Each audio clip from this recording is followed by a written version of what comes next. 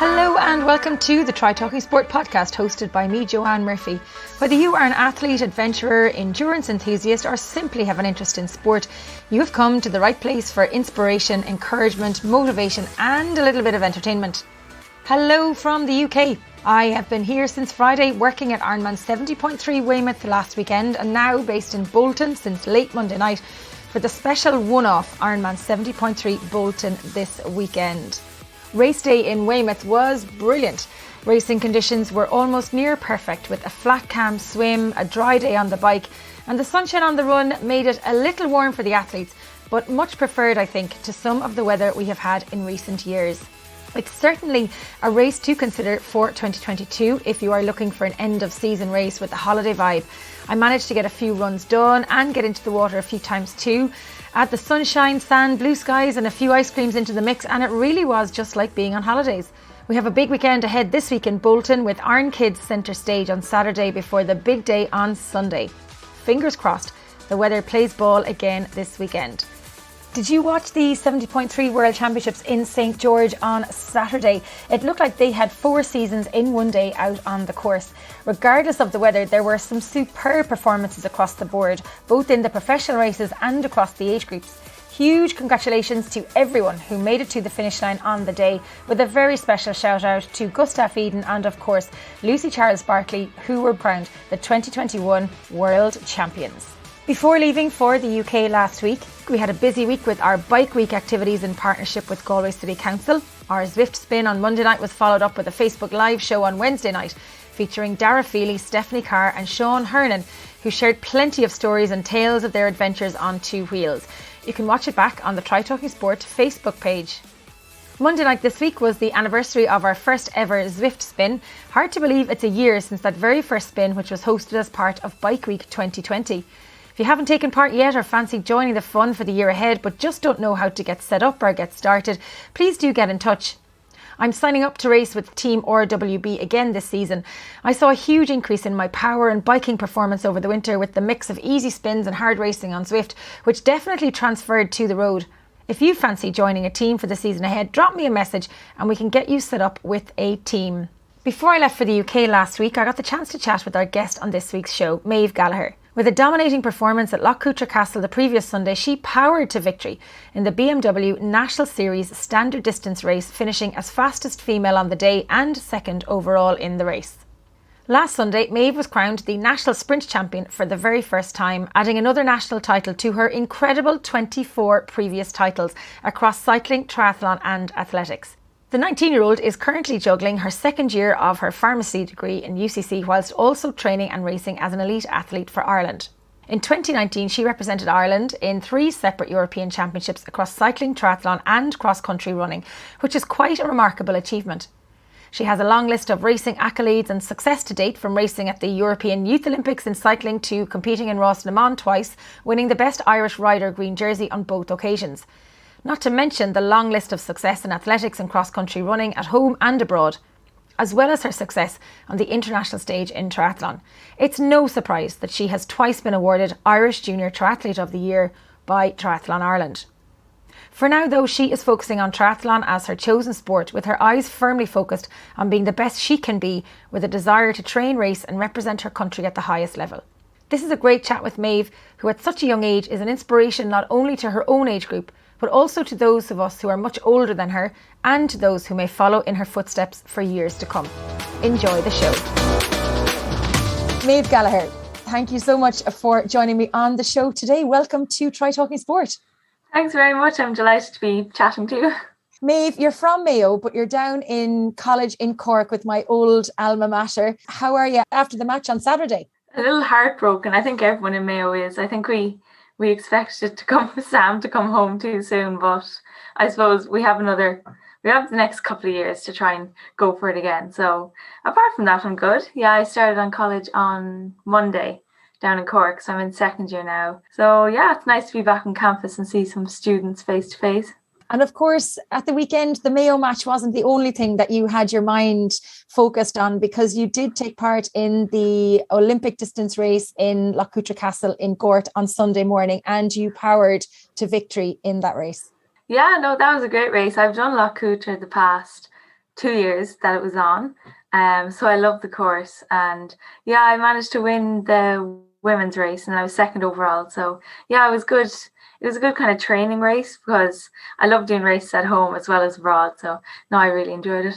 So you just slipped in there that you finished second overall. So you were less than 5 minutes behind the men's winner, which was Owen Lyons, and you were about 6 minutes ahead of second place on the day. Is that a regular occurrence, Maeve? Well, you never know who can turn up to a race. So like, it's not good to be complacent, but I do like trying to put it up to the men sometimes. You were studying pharmacy in UCC, back to college last Monday, seeing people for the first time. How weird was it last year to go into first year of university and not really see anybody? Yeah, I feel like this year almost feels like first year again, because you met people last year only online, and that's not the same. So I am looking forward to kind of get to know people better, even like in accommodation and on campus. It'll be something nice, and I'm living down here as well, so I'll get plenty of time to meet people. So last year, were you living at home when you were in first year of college? Yeah, I actually came down to Cork for 2 weeks, and then they were like, oh, we're not doing anything else on campus. So I headed back to Mayo and set up camp there for the year. You're 19 years of age and you are one of the most accomplished triathletes in the country. You not only are an accomplished triathlete, an accomplished cyclist and an accomplished runner, but before we start getting into some of the success that you've had over the last number of years, I want to take the listeners right back to how in the first place did you get involved in sport, and where did this passion for sport come from? My family has always been mad in sport. So both my parents have been involved in like the clubs in Mayo. My dad was involved in the Mayo team as well a couple of years ago. So from like a young age, I kind of dipped my toe into every different sort of sport. I did Gaelic football, soccer, basketball, like I just did everything. I just loved giving things a go. And if my friends were doing something, I just joined in with them. And then it was probably when I joined my athletics club, I think I was only 5 or 6, I kind of found the sport of running. I kind of fell in love with that straight away. And I started doing cross-country races, athletics races, and it all took off from there, I guess. But my family has always been encouraging us to do sport and just do things that I love. So. And are you the eldest in the family? No, I'm not. I have an older brother who is into cycling. He's actually on a sports scholarship for cycling at UCD. My 2 younger brothers are Rory, he's into cycling as well. And then my younger brother Pierce is actually following my footsteps. He wants to do triathlons too. And my parents as well. My mum is a runner as well. And my dad likes to think he's a cyclist as well. I don't think he'll appreciate you saying that about him. No, he's still quite good. He'd do the odd race with me now and again. And do you think, was there ever a time when your dad wanted you to be a Mayo footballer? Yes, definitely. When I was actually on the Mayo like under 12s girls teams for a year maybe, but then I just ended up getting injured. So I had to give that up in secondary school, but I enjoyed the Gaelic. It was good.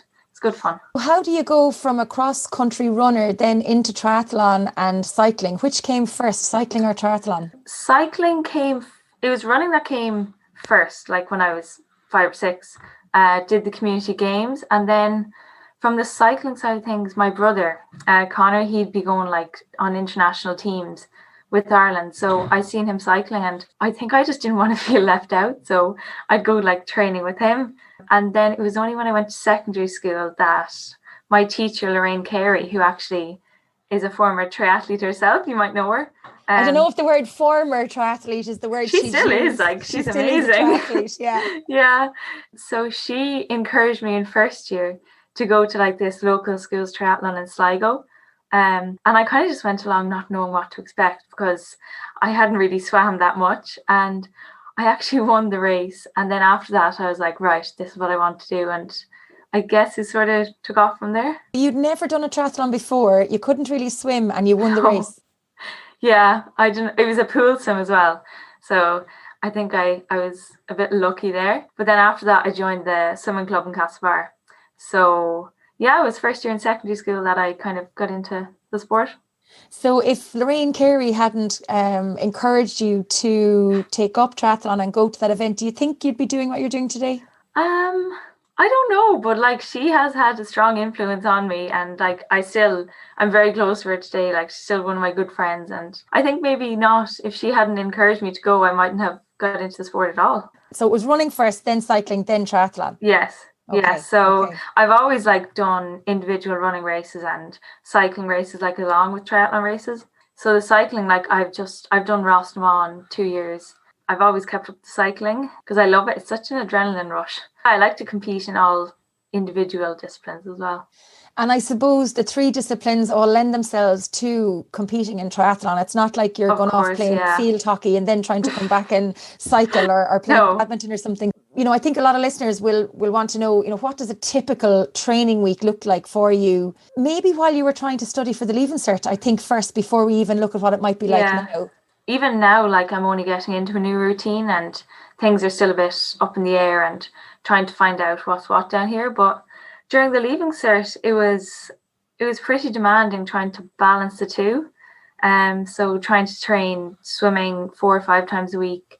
Same with the run, maybe 3 or 4 runs. And the bikes were probably the hardest to fit in because, as like your listeners will know, to get out on the bike, to get your gear ready, it just takes so much time. So it was difficult, but I would say I'm kind of strict with my time. So if I have something to do, I'm like, right, I just need to get this done and not procrastinate that much. So you don't procrastinate at all? No, that's one of my strengths. You remind me of Anna in South Africa, one of the professional athletes. She's working full-time and pro athlete full-time as well. And she says she always puts it into her diary that she's doing her training at whatever time of the day it is. And if it's 11 o'clock, she will put her pen down or close her laptop at 11 o'clock and just go and do it, because she's trying to juggle so much that if she doesn't do it, the day is just gone from her. Is that similar to the type of lifestyle that you're now in? Yeah, no, I find if I don't set out a plan, I might as well just not bother with the day. I just need to set things out and then just get it done and just not put it off until later, which is usually the easiest thing to do. Leaving Cert year, you know, what did your day look like? Because I know there'll be lots of people listening who'll have young students at home, whether they're athletes or aspiring athletes, or maybe they're not athletes at all. But, you know, how did you manage your day, or what did a day look like for you coming into the Leaving Cert in terms of study and training? And did your training take a bit of a backseat when the Leaving Cert was on, or what did you do? Well, like I found in secondary school that most girls, when it got to Leaving Cert, they dropped out or they just kind of stopped with sport to focus on study. But I found that if I didn't keep up sport, like my studies would have gone down because I needed that break from study. So like a typical day would be swimming in the morning before school, then go to school, come home, get some food, do study for a couple of hours, and then train again in the evening. But I think I got into a good routine in Mayo, so it was difficult to juggle at times, but I would encourage any girls or boys out there that are still going into Leaving Cert or whatever year you're in to keep up sport, because it's a good outlet. You can't beat it. And I think that's good advice for all of us, really. It doesn't matter what age we are. I mean, I know I haven't done anything since Monday myself. I haven't swam, I haven't ran, I haven't biked. And I'm sitting here, it's Thursday afternoon now, saying, you know, I really need to do something. But the week has kind of gotten away on me. And exactly. And I don't feel any better for not training, when maybe when the pressure was on during the week, I should have just said, okay, I'm going out for a quick run for half an hour and I'll come home and maybe be more productive. But it's kind of counterintuitive, isn't it, really, that you think you should be studying or think you should be working, when really getting out in the fresh air is the best thing that you can do. Yeah, my mum is great crack. She'd always say, like, if I was complaining about going out in the weather, something, she's like, Maeve, you'll feel so much better afterwards for doing this. So just go out and do it and you'll love it. So that's kind of the best advice. And how did you incorporate fun into your sessions? We know that for younger athletes coming through, and we were even talking to Dara Feely last night as part of our Bike Week live show about, you know, young riders coming through and about keeping things fun to try and keep riders and cyclists coming through during school and onto college.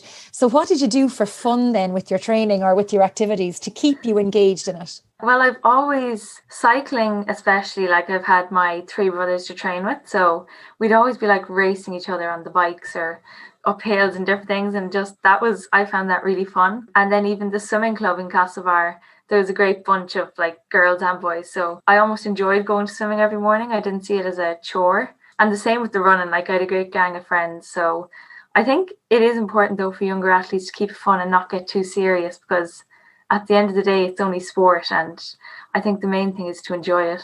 And I think, again, it doesn't matter what age you are, there has to be an element of fun in it. I mean, we go out cycling and we're going for the coffee and cake ride. Maybe we need to cycle a bit more. Oh, I have that as well. Everyone has that. Do a few more miles before we have too much cake.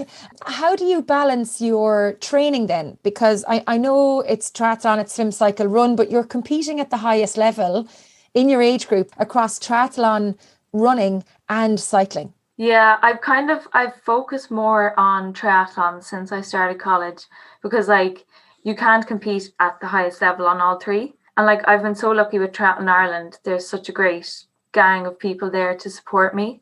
Like Michael Black, who's the head coach, you probably know him, and Stephen and Petra. Like there's just such an army of people there that can help me and kind of support me in that way. So I've been able to kind of compete at the highest level so far in triathlon, and that's my main focus. You did take part in the Tokyo test event as well. What was that like? Yeah, that was class. That was with the mixed relay. So even like the week leading up to it, the experience, and I remember just walking outside and sweating and feeling like I'm in a sauna.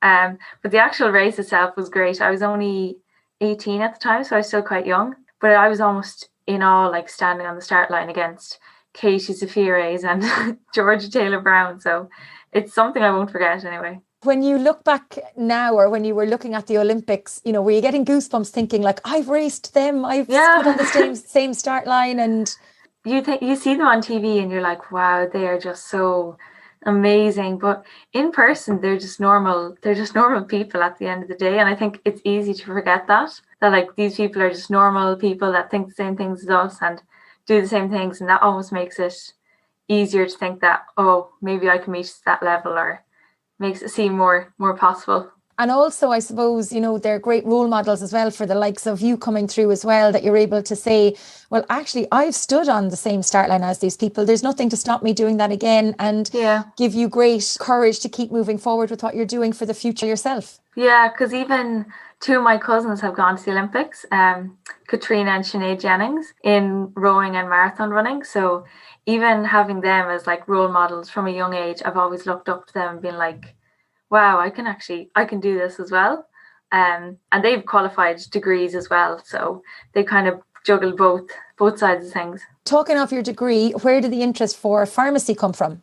It kind of came, my cousin, as I said, Sinead, she's actually a qualified pharmacist and she's a doctor as well.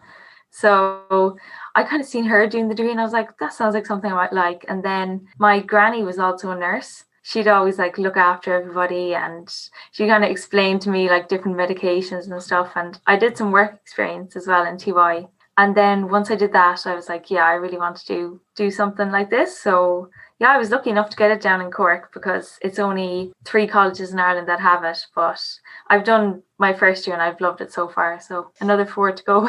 And of course, you do have some family history in Cork as well, don't you? I do. My granddad Eamon is from Skibbereen. So he's a proud Cork man and he's delighted I came to Cork. Well, it's a great university down there. I had great fun doing my B-Commerce back there. God, it must be 20 years ago now at this stage, at least, since I was down there in college. It's a great spot to go to university. The Boo Library and all the fun around it. It used to be the Western Star, used to be there when I was in Cork. You don't have the Western Star anymore. I don't think so. I haven't got to see the city enough, but like even the sports facilities down here is amazing. And I'm actually a sports scholar as well, a Quirker sports scholar. So the support I get from them is amazing as well. So I couldn't ask for better. It's a win-win situation. Yeah, exactly. Talking of study and training, and I imagine that studying in pharmacy is quite full on. It's not a course that you can, you know, take many days off or take many lectures off. That really it's pretty full on from the get-go. So what sort of a routine are you in now in terms of training, and how are you managing to balance the workload for study and the workload for training? It is difficult, and like I'm trying to take the same approach that I did in Leaving Cert, that if I set out a time that I need to do something, I just get it done. And like, I'm trying to get used to things down here, and I'm joining different clubs and meeting up with new people. So it's going to take time to get into a new routine. But it's definitely something that I have to manage on a daily basis, like trying to juggle the both and spend equal amounts of time doing the important things. But I also have time for like fun things and meeting up with friends as well, which is just as important. Absolutely. Yeah. Are you still swimming 4 or 5 days a week, or what does the week look like in terms of training now? Yeah, I'm still swimming 4 or 5 days a week. I got into a club down here, so I'm really lucky to just have people there with me as well. And then the same with the running. I'm with the UCC Athletic Club. So they train in the Mardyke. You probably know that's just across the road from me. So on those two sides of things, I'm basically doing 4 or 5 days swim and then 3 days running, maybe 4. And then the cycling, I have to find some cyclists to go around Cork with and show me the road. So it's something I'm sure I'll get used to over the next couple of weeks. I'm sure Cork Tri Club will take you under their wing as well down there to bring you out on spins. Yeah. There's plenty of roads once you head out of the city, plenty of roads and hills to find around. Yeah, I see that. around Cork. And what about Zwift? Are you on the indoor turbo trainer? Do you focus much on doing some of your stuff indoors, or how does it work? Yeah, last year over the winter, like the weather in Ireland, as you know, isn't the best. So I got into Zwift, and I honestly loved it because you can just push yourself so hard without going like crazy. But I think this winter I'll have to get back into it again. I do prefer being out on the roads, but it's good training too. Now, I know you did go out in the rain. What was your casual fit? What did you do? I only did an hour easy. So I went out towards Ballincollig area, kind of just exploring the roads. I didn't want to go too far in case I ended up somewhere along the coast or something mad like that. Probably went out the Lee Road, did you? Out to Ballincollig? Yeah, perfect. I know the road well. What's your favourite training session, Maeve? So if you were to pick swim, cycle or run, what would be your favourite training session in each one? Well, I'll start the swimming. Like, as you can definitely agree, is open water. I absolutely love getting into the sea or the lake or just anything outside of a pool. So those sort of sessions, I think you just feel amazing afterwards. And then the bike, I kind of like all sort of bike sessions, mainly like hilly sessions down really quiet roads or with someone who's like pushing me on. And then I just love cross country as well. So cross country running, anything through muck and stuff. So. And if you had a choice on any given day, if you didn't really want to go train and you could do anything, what would it be? I love going for long runs with like my younger brother Pierce, he's a great runner. So I love just going for like a long run, not thinking about pace or anything, and just running and just enjoying it. That would probably be my go-to sort of thing. And of all the races and all the events that you've done, what one sticks out in your mind as one that you're most proud of, whether you won it or whether you didn't win it, but a race that you're just really proud that you were part of that event? Okay, that's actually a hard one. It might have been last year at the Elite World Championships in Hamburg, because I did not expect to get on the start line for that. And I was just really proud afterwards for like going and racing against those older athletes, because I was still a junior. So I think even with COVID, it was one of the only events on the triathlon calendar last year. So after I did that, I was like, wow, I did that, and I wasn't like afraid to go up against the older ones. So do you find is it intimidating going up against older athletes? Yeah, for sure. Because like I was only 19 maybe. And you're there racing against like Nicola Spirig, who's an Olympic medalist, and it is intimidating for sure for younger girls or boys. Do you get nervous on the start line? I think the start line is probably the most time when you're not really nervous. It's more so the lead up to it, the anticipation and everything. But generally speaking, I wouldn't say I'm a person that gets that nervous. I try and just stay relaxed and kind of keep things like lighthearted and not think about things too much.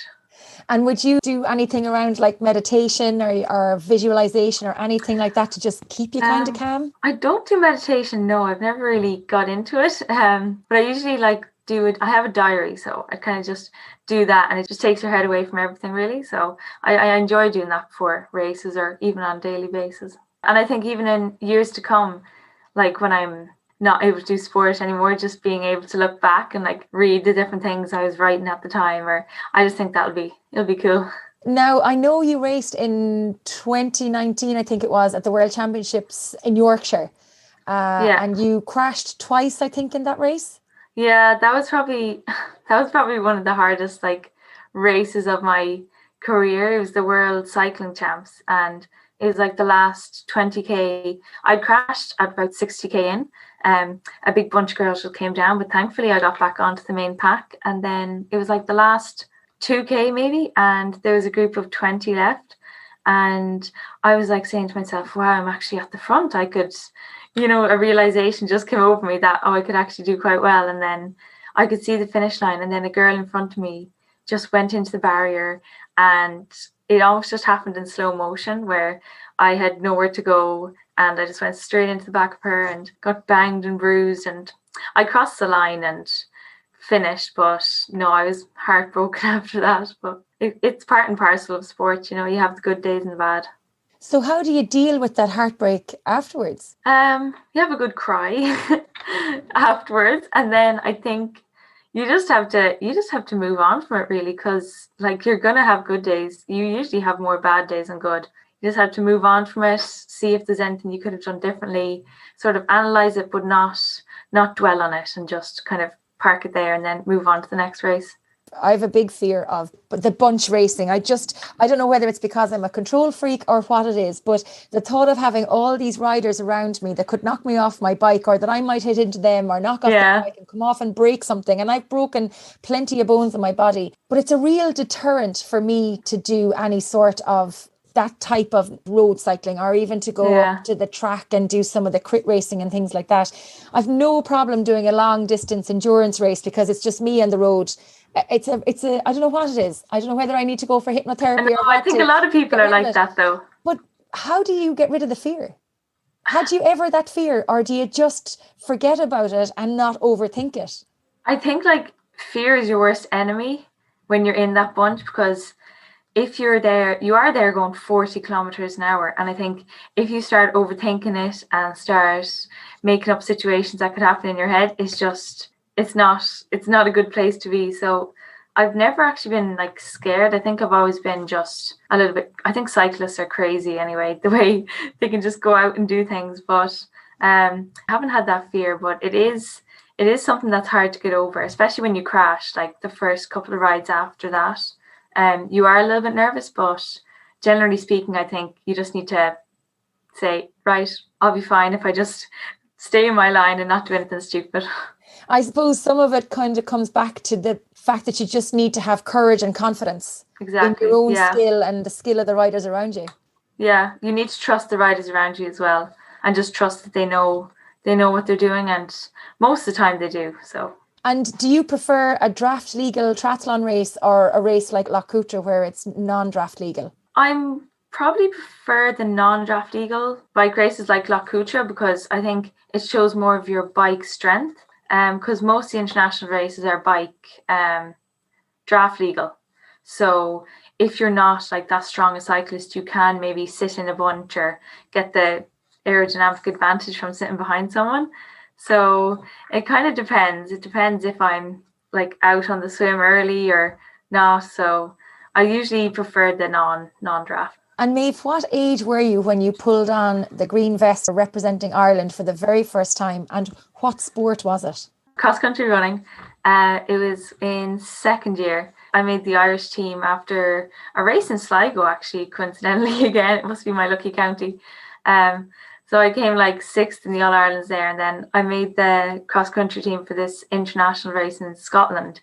So I remember I travelled over there, and my dad had come out with me as well for my first international race, and I still have the vest. So that was a special day for me as a 13-year-old, I think. 13 years of age. And is it 2019 that you represented Ireland in triathlon, cycling and cross-country running? Yeah, that was the end of 2019. That year I'd represented Ireland in 3 European Championships in those 3 separate sports, and that was kind of like something I look back on and I would say it's probably one of the things I'm most proud of. It was pretty special. And it's probably a very unique situation to be in as well. I can't imagine there's many other people have represented their country. I know Brian Keane represented Ireland in cycling and in triathlon. Maybe he did in running as well. But there's not very many people would have donned the green jersey for 3 different sports. Yeah, I don't even know. There might be, but it was definitely a first for me. It was pretty special. You mentioned that was a highlight of your career to date, but what about the lowlights? Have there been lowlights? Have there been low times? Yeah, as I said, there is more bad days than good. That race in Yorkshire was pretty tough. And even this year I did a World Cup in Sardinia in Italy, which is a beautiful island. But on the bike, I had a mechanical, and I just went from being in a pack, racing, hoping to get a top 20 maybe in a World Cup. And then I just got a mechanical, had to stop. My chain just got stuck. And then after the race, you're so gutted because you just feel so unlucky. But that happens in sport. And I kind of had to park that there and move on. You just have to take it and set your goals for something else and just move on from it. Would you consider yourself to be very self-motivated? Yeah. I think so, yeah. And even just self-disciplined as well. So if I have to do something, I just get it done and try not to procrastinate. There's not much Netflix happening, I'd say, is there? No, there is. I do like Netflix. I do like a nice time. I do. No, I have to have some off time, and even I love just going for a coffee or going for lunch or something with my friends, or even my granny or my mum. I love just doing nice things like that.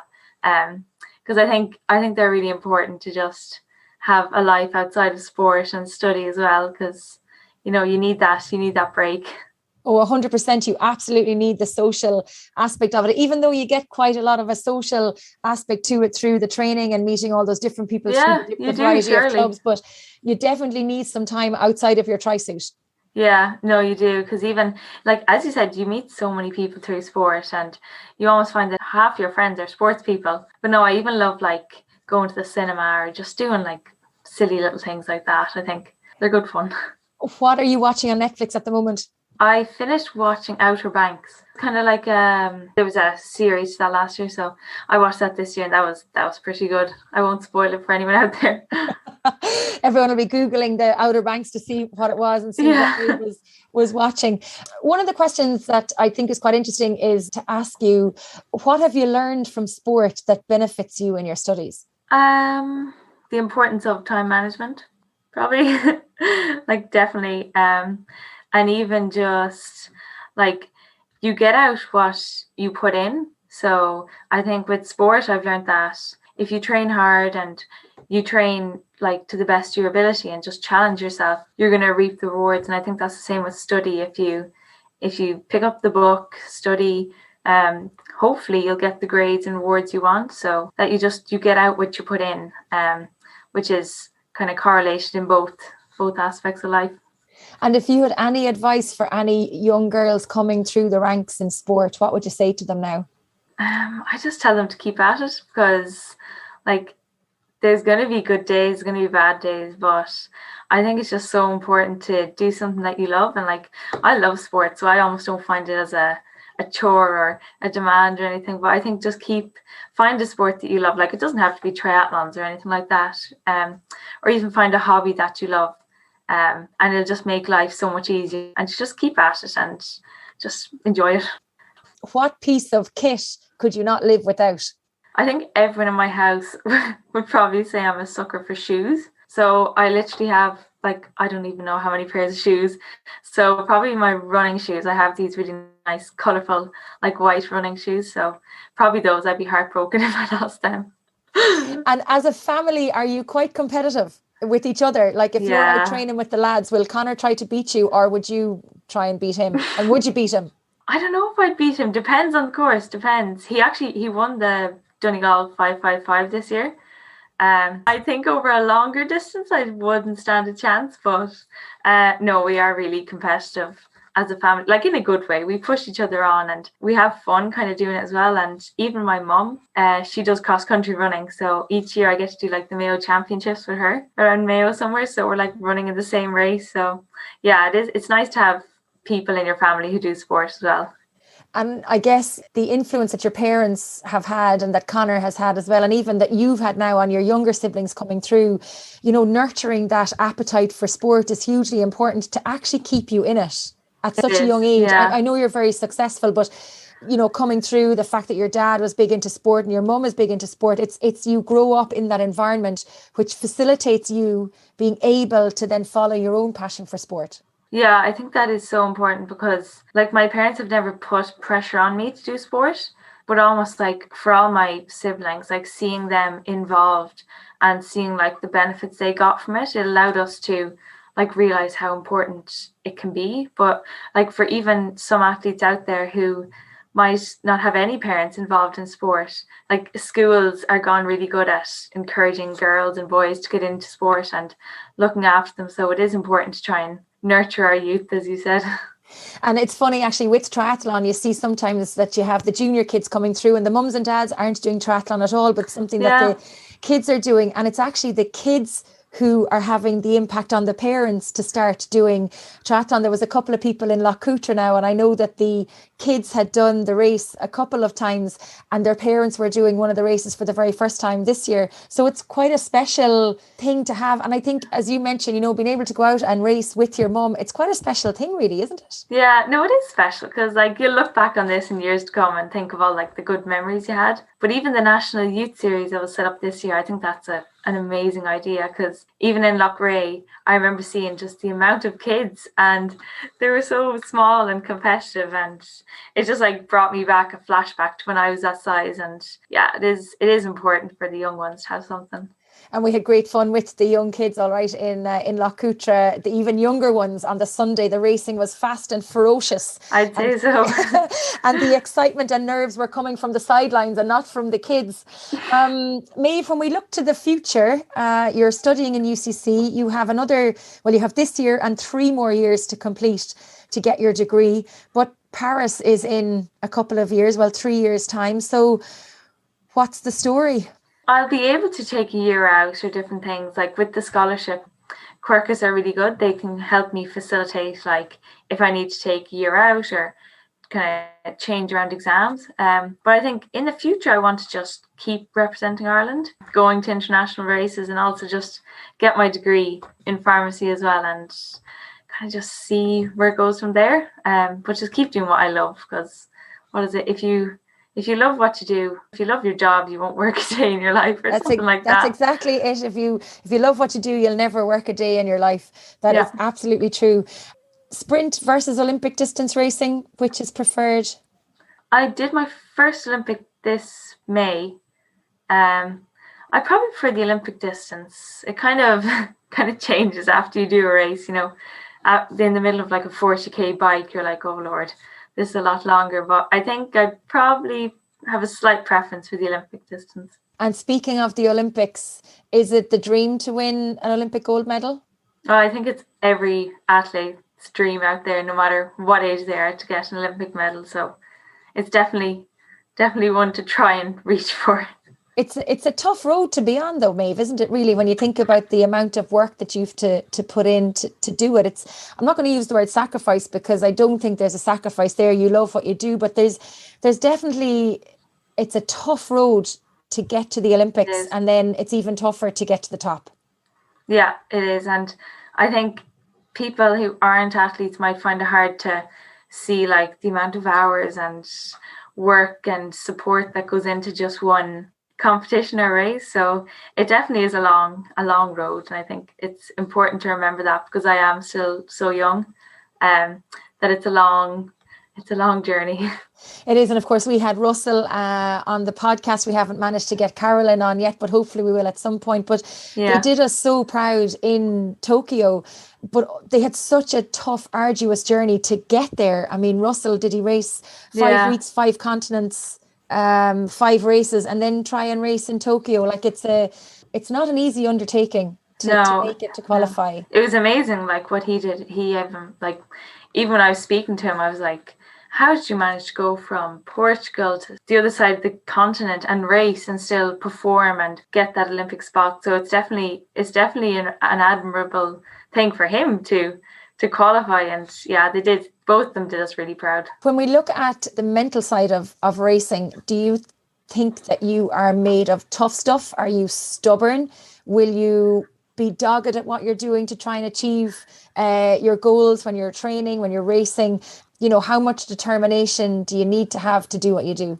Yeah, I would say I do. You need to have bucket loads of determination and just willpower to keep going, because you're going to get setbacks so many times that you just need to have the self-belief that you can just keep going, keep doing what you're doing, and just believe that it'll work out in the end. So yeah, I would say I'm quite, not stubborn, but like just determined. Well, my family might disagree. We might have to ask them. Speaking of your family, you have mentioned your family, you've mentioned Lorraine, you've mentioned Sinead and Katrina. Outside of that specific group of people, who do you think have had the biggest influence on your life to date? Not necessarily in sport, but just generally in your life to date. Who have you most looked up to outside of that, I suppose, cohort of people that we've mentioned already? Outside of my family, like, there has been loads of different people that's kind of had small influences in my life and kind of like guided me in different things. But I don't know, like outside of that, there's been different people, but I think it's mainly been my parents that have had the biggest influence. And of all of your achievements, what are you most proud of? Probably the representing Ireland in the 3 European races, but even winning my first elite race in Dakar in Senegal, I was really proud of that, because it was the first time I'd won abroad in like an elite triathlon. So that was a special day. How did you celebrate? It was actually 2 weeks before Christmas time. So once I got home, I had like the big party, and my friends and family came over, and then it just led on into Christmas. So yeah, it was a good celebration. And you know, when we look back to 2020, do you think, did COVID have a positive or a negative impact in your training and your journey towards your sporting goals for 2021 and beyond? I think it had both positive and negative. Like, the pools closed, so that was a bit of a setback, but I managed to get in with the pool in Castlebar, the Mayo.e. So Andy Moran and Dave O'Malley, they kind of let me get in there, and that was great. But I think it actually had a positive effect on me, because I got to spend time at home, train with my family, and kind of just take a step back from the hectic usual daily schedule. And I also got more time to like recover, you know, when you're not on your feet or going to the shop or just doing things throughout the day. We were just cocooning in the house and just enjoying life as it came. Maeve, thank you so much for joining me on the podcast today. It's been a pleasure chatting with you. A shining star, and the future is bright for triathlon with you coming through, you know, probably to the detriment of cycling and athletics in Ireland if triathlon is the way that you're definitely going to go. But the very best of luck to you, and I look forward to calling you down a finish line again very, very soon. Thanks, Joanne. I really enjoyed my time speaking to you. Thanks for tuning in. I hope you enjoyed this episode. Don't forget you can get in touch with any feedback or guest suggestions by emailing me on trytalkingsport@gmail.com. I'd love to connect on social media. You can find me on Facebook, Twitter, LinkedIn and Instagram. Pop by and say hi. Let me know what you think of the show. If you are new to Try Talking Sport, please do check out some of our previous episodes. You will be both inspired and impressed by our guests. Until next time, stay safe, keep smiling, and remember to look for fun and adventure in every day.